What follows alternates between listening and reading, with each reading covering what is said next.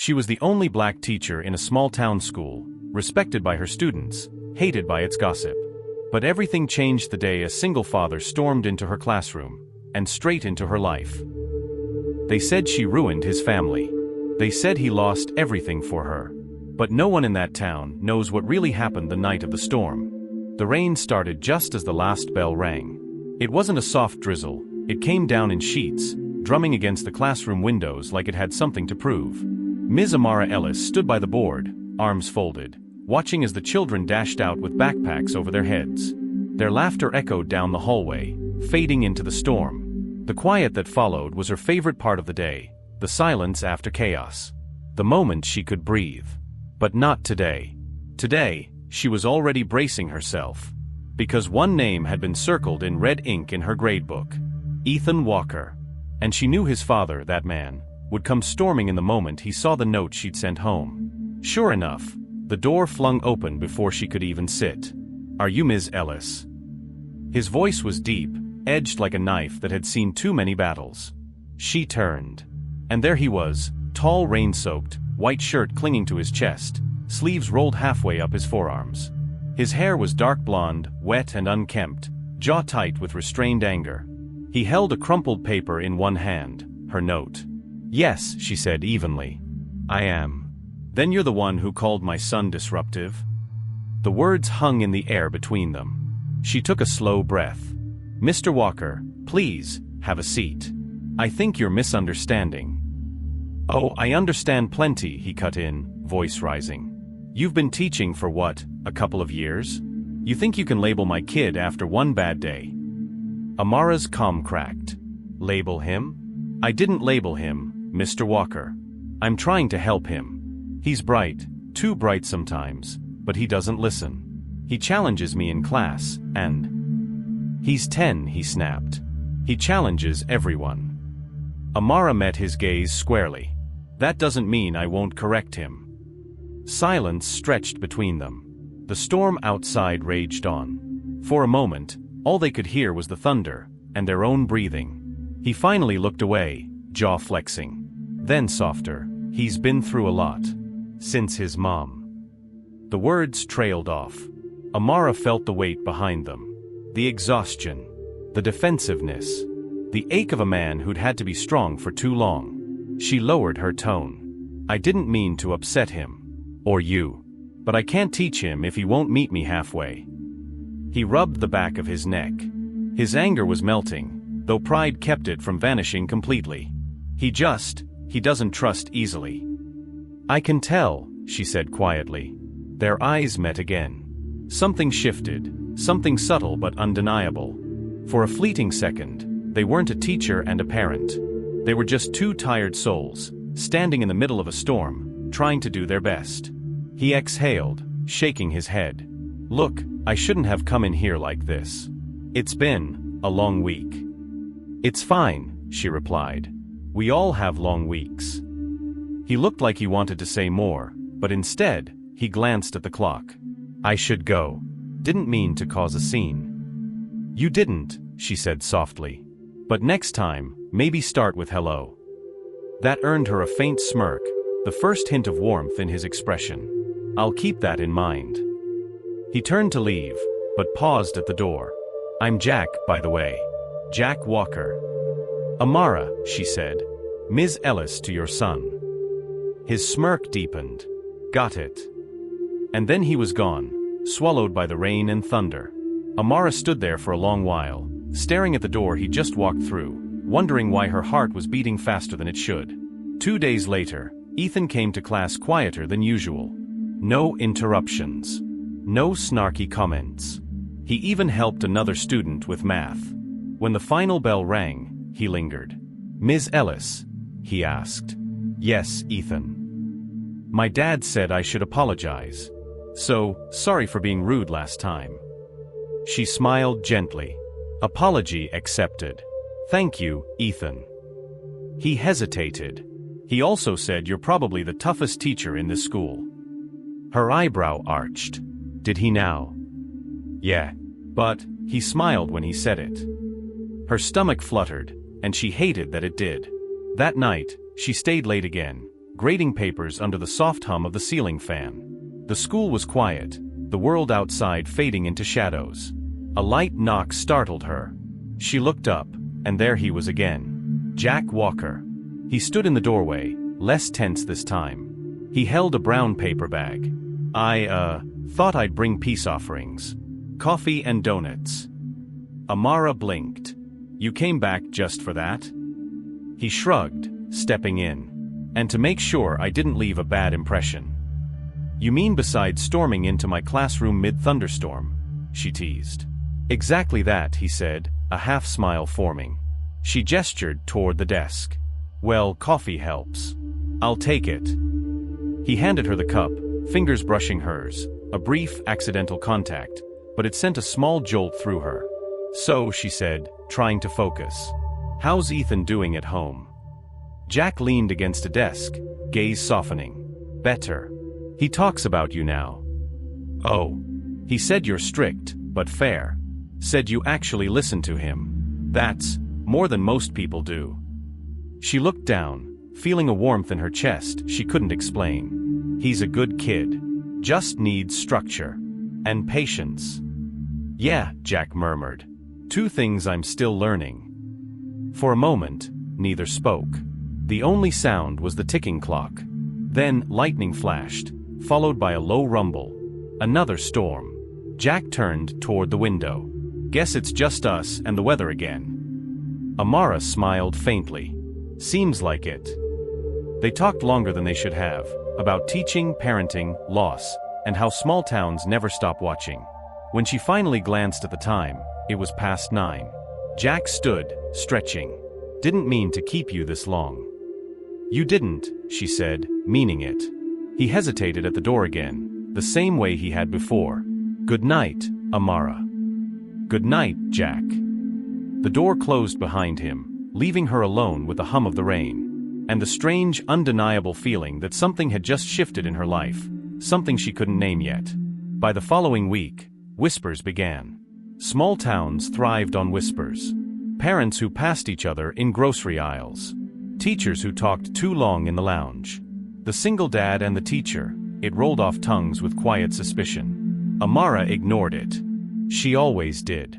She'd worked too hard, built too much to let gossip pull her down. But it got harder when Jack started showing up more often, volunteering for field trips, dropping by after class, fixing a broken chair in her classroom like it was second nature. And every time, those eyes of his warm, steady searching lingered on her just a second too long. Something in her heart warred between resistance and curiosity. One Friday, as she gathered her things, she found an envelope on her desk. No name. Just a simple note inside. Dinner. My place. Just conversation. Jack. She stared at it for a long time. She knew what people would say. She knew what this looked like. But she also knew how long it had been since someone saw her, really saw her. She folded the note, slid it into her bag, and turned off the classroom lights. The rain had stopped that night. When she arrived at his house, she almost turned back twice. But the door opened before she could. Jack stood there, dressed casually, no tension in his shoulders this time. You came. Just for conversation, she reminded him. Of course, he said with a smile that made her pulse quicken. Inside, the table was set simply. 2 plates. Candlelight flickering. You cooked? She asked, surprised. Chicken Alfredo, he said. My son's favorite. He's at a friend's tonight, so I had leftovers, thought I'd share. They ate, talked, and laughed more easily than either expected. It wasn't forced. It wasn't awkward. It felt like breathing. But just when the night felt too perfect, too calm, a loud knock echoed from the front door. Jack frowned, getting up to answer. On the porch stood a woman, mid-40s, sharp eyes, coat dripping rain. Jack, she said, voice cold. You didn't tell me you were seeing anyone. He froze. Amara, he said slowly, this is my late wife's sister. The woman's gaze moved to Amara, scanning her like she was something under a microscope. Oh, she said with an icy smile. You're the teacher. The silence that followed was heavy. And for the first time, Amara realized, this wasn't just gossip anymore. This was about to become war. The next morning, The entire town already knew. Amara felt it the second she walked into the school parking lot. The way conversations paused mid-sentence. The way glances flicked toward her and away again. Nothing spread faster in Willow Creek than gossip, especially when it crossed the lines people didn't want crossed. She kept her chin high. Always had. But this time, her pulse wouldn't calm. By lunch, she'd already overheard the whispers. She went to his house. They had dinner alone. He's still grieving his wife. She's just after attention. By afternoon, even the principal called her in. He was kind enough. In that way people are when they don't want to sound judgmental, but do anyway. Amara, he began, fingers steepled on his desk. I just need to make sure everything stays professional. You understand, don't you? She did. She also knew that in towns like this, professional meant invisible, and she had spent her whole life refusing to be that. When she left his office, her hands were trembling. That evening, Jack called. Don't hang up, he said quickly, voice low. I just wanted to make sure you're okay. Amara closed her eyes, leaning against the counter. You shouldn't have to call, Jack. None of this should be happening. I know. My sister-in-law, she started it, I think. She saw us and she told people. She didn't just tell people, Amara said quietly. She gave them a story to believe. Jack exhaled. Then we tell the truth. Which is what? She asked bitterly. That we had dinner, that we talked? You think they'll believe that? You think it matters? He was silent. Jack, she said, her voice softening, I've been the new teacher, the black woman in a mostly white town. I know what this looks like to them. Then let them look, he said fiercely. I'm not hiding. His words should have comforted her, but they didn't. Because she knew courage wasn't enough to stop judgment. The following week was worse. Parents began complaining. Subtle things at first, emails about concerns for classroom influence, murmurs that their children felt uncomfortable. Amara stayed late every night, finishing lesson plans, fighting the exhaustion clawing at her chest. Ethan noticed. He lingered after school again, eyes worried. Ms. Ellis? You look sad. She forced a smile. Just tired, sweetheart. My dad said people are being mean, he said softly. Is it because of me? Her heart clenched. No, Ethan. Never because of you. He hesitated, then handed her a small folded paper. I drew this for you. Inside was a child's drawing, a teacher and a student under a sunny sky smiling. Across the top, in shaky pencil, he'd written, Good teachers don't quit. Something in her broke. But she didn't let him see the tears. 2 days later, the principal called her again. This time, his tone wasn't kind. Amara, I'm sorry, but the board's received too many complaints. They're requesting an internal review, standard procedure, of course, but you'll have to step back from classroom duties for now. She stared at him. You're putting me on leave? For what? For caring about a student. For perception, he said quietly. You know how this town can be. Amara rose slowly, heart pounding. Perception doesn't pay my bills. Perception doesn't teach my kids. But perception gets me punished. Again. He didn't answer. When she got home that night, she didn't turn on the lights. She sat in the dark for a long time, listening to the hum of her own thoughts. The phone buzzed again, Jack. She almost ignored it. But something in her wanted to hear his voice. Amara, he said the moment she answered, I just heard about the leave. I'm so sorry. It's not your fault, she said quietly. But it's not your fault either. He was silent, guilt heavy in his breathing. Tell me what I can do. Nothing, she said. You can't fix people's minds. I can stand with you. Then be careful, she said. Because they're not just coming for me anymore. They'll come for you too. Let them, he said. They've already taken enough. There was a pause, thick with things neither dared to say.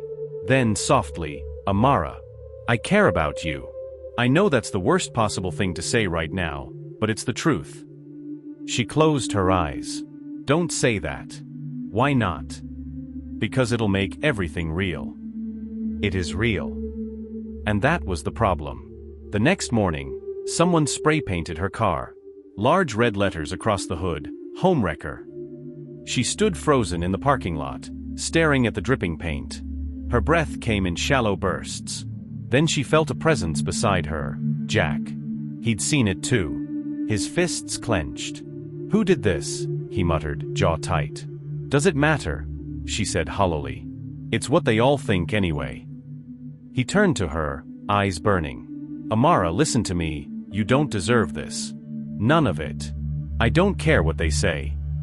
She looked at him, tears finally breaking free. "You should care, Jack. You have a son. A reputation. You'll lose everything." He shook his head. "I already lost my wife. I'm not losing you too." The words hit her like a storm surge, unexpected, fierce, unstoppable. Before she could reply, Ethan's voice echoed from the school steps. "Dad." Jack froze. The boy stared between them, his father's tense expression, Amara's tearful eyes, the painted car. "Dad, what's happening?" Jack swallowed hard. "Nothing, buddy. Just nothing." But the look in Ethan's eyes said he knew better. That night, Amara packed her bags. She didn't tell anyone. Didn't even tell Jack. Just folded her clothes in silence, heart heavy with the truth she didn't want to admit, that love in a small town wasn't just fragile, it was forbidden. The rain started again, steady and relentless. She drove until the town lights disappeared behind her. Until her phone rang, Jack again. She almost didn't answer, but something made her pull over. "Amara," his voice was frantic. "Where are you?" "Leaving," she whispered. "It's better this way." "No. No, don't do this. Don't let them win." "They already did," she said softly. "They took everything, my job, my peace. I won't let them take my dignity too." "Then let me come with you." Her breath caught. "Jack, don't. You have Ethan. I'll bring him." She laughed, broken, trembling. "You can't just walk away from your life." He was silent for a long time. Then, "Maybe this isn't living anymore." The line went quiet. And then, a sound that made her blood run cold. The screech of tires, the crash of metal, the distant shatter of glass. "Jack," she whispered. "Jack." But there was no answer. Just the storm. For a long moment, there was only the storm. The wipers thrashed across Amara's windshield, the world outside a blur of gray and red lights. Her hands trembled on the wheel. She tried to call again. No answer. Just static. Then the dispatcher's voice crackled through. "Ma'am, there's been an accident on County Line Road. 2 vehicles. Do you know a Mr. Jack Walker?" Her heart stopped. She found the crash on the edge of the highway, police lights strobing against sheets of rain, glass scattered like ice. Jack's truck lay twisted against a guardrail, its headlights still burning through the downpour. "Sir, you can't go past the line," an officer started. But when Amara said his name, the woman's tone softened. "He's alive," she said. "They're taking him to Mercy General." Alive. The word became the only thing keeping her upright. White walls. Fluorescent light. The sterile hum of machines. Jack lay still beneath thin blankets, a bandage across his forehead, an oxygen tube tracing his cheek. His right arm was in a cast, ribs wrapped. He looked smaller, younger, like a man stripped of everything except breath. Amara sat beside him, unable to move. Every tick of the monitor steadied her and broke her at the same time. The door opened quietly. Ethan stepped in, flanked by a nurse. His eyes were wide, frightened but brave. "Ms. Ellis," he whispered. She knelt, taking his hand. "He's going to be okay." The boy nodded, tears gathering. "He called me. Before it happened. He said he was going to find you." The words landed like a weight and a gift all at once. Days blurred into one another. Jack woke slowly, half smiles, quiet groans, the stubborn humor of a man who refused to stay down. "I told you not to leave," he rasped one morning. Amara laughed through tears. "You nearly died because you don't listen." "I nearly died because I needed to find you." Silence hung between them, fragile and electric. The nurse slipped out, giving them space. Amara reached for his hand. "You scared everyone. Especially Ethan." "I know," Jack murmured. He deserves better than this mess. He deserves his father, she said softly. And you deserve a chance to heal. He turned his head toward her. We both do. Willow Creek loved drama, but it loved guilt even more. By the time Jack returned home, rumors had shifted. The car crash had softened edges. Pity rewrote the story. People brought casseroles, whispered apologies in the grocery line. A local paper ran a small piece. Single father survives storm crash. Community rallies around him. No mention of Amara. But she didn't mind. She was back in her classroom quietly, substituted first, then reinstated. The board never said the word sorry, yet they needed her, the kids needed her, and the gossip had burned itself out. Still, she caught looks in hallways, the half-smiles that said we remember. Let them, she thought. Memory couldn't hurt her anymore. One Friday evening, just as she was locking her classroom, she heard footsteps. Jack stood at the doorway, arms still in a sling but eyes steady. Ethan trailed behind, clutching a small paper bag. We come bearing gifts, Jack said. Doctor's orders, vitamin C and humility. Inside the bag, 2 oranges and a note written in Ethan's uneven scrawl. Thank you for not giving up on us. Amara felt her throat tighten. You both didn't have to. Yes, we did, Jack interrupted gently. You could have left for good. You stayed. She smiled faintly. Maybe I finally understood something about storms. What's that? They end, she said. Eventually. Jack's smile deepened. Sometimes they wash things clean. He reached for her hand, not impulsive this time but sure. Would you let me try again? Properly. No secrets. No whispers. Amara looked at Ethan, who was watching with the cautious hope of someone who'd seen too much. She squeezed Jack's fingers. If we do this, we do it slow. Slow I can handle, he said. Forever's what I'm after. Autumn gave way to winter. Snow hushed the town, and life began to look ordinary again. People still talked, small towns never stopped, but now their tone had softened. Maybe it was seeing Jack in the school parking lot helping fix a broken swing, or Ethan running to hug Amara after class. Maybe it was realizing gossip couldn't kill what refused to hide. One Sunday morning, Amara walked through Main Street's Christmas market, scarf pulled tight against the cold. She felt a hand slip into hers. Jack, bundled in his old coat, smiling like the first day of spring. Ethan's at the hot chocolate stand, he said. Says he's making us something special. Dangerous, she teased. They wandered among lights and carols, the world slower now, softer. People nodded to them, no whispers, just nods. At the center of the square, beneath the town's giant oak, Ethan appeared holding 2 steaming cups. Merry Christmas, he shouted, running up. Extra marshmallows, Ms. Ellis's favorite. Amara laughed, taking one. You remembered. Jack ruffled his son's hair. He remembers everything that matters. For the first time in months, she let herself breathe fully. Spring again. Warm rain instead of cold. The school auditorium buzzed with parents and applause. Ethan's class was performing a play he'd written himself. Title card on the backdrop, Second Chances.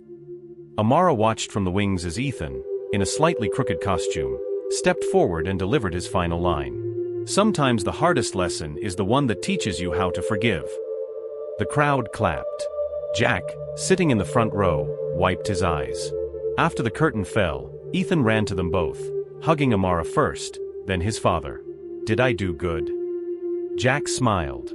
You did perfect. Amara looked at the boy, the same kid who once tested every limit, now brimming with confidence. You did better than good, she said. You told the truth. Later that night, as they walked home through the drizzle, Jack paused on the sidewalk outside her house. You ever think about how it all started? He asked. 1 note in a backpack. 1 storm, she corrected. And 2 very stubborn people. He chuckled. We survived it. She met his gaze. We faced it. He leaned closer, voice low. What if I told you I don't regret a second of it?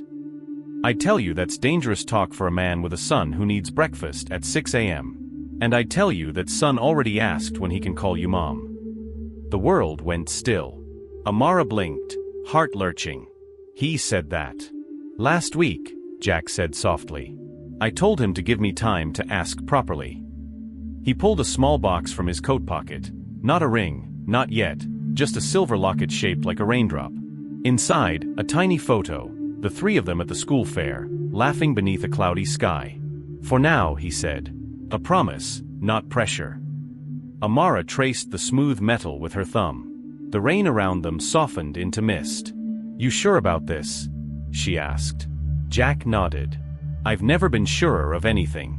You're the calm after every storm I've ever known. Tears welled, but they weren't from pain anymore. She stepped into his arms, resting her head against his chest, feeling the steady beat of a heart that had once almost stopped. Lightning flickered somewhere far off, harmless this time. Amara smiled. Then let's begin again. They stood there until the rain passed, the air sweet with petrichor and new beginnings. Two souls who had weathered gossip, loss, and fear, finding peace not in perfection, but in survival. A year later, on a clear summer morning, a new sign appeared outside Willow Creek Elementary. The Ellis Walker Reading Garden, in honor of those who teach courage. Children played under the blossoms. Jack tended the flowers while Amara read aloud to Ethan's class, her voice carrying across the courtyard like sunlight. Small town, same streets, same people, but the story had changed. Because sometimes, the storm doesn't destroy. Sometimes, it delivers you exactly where you're meant to be.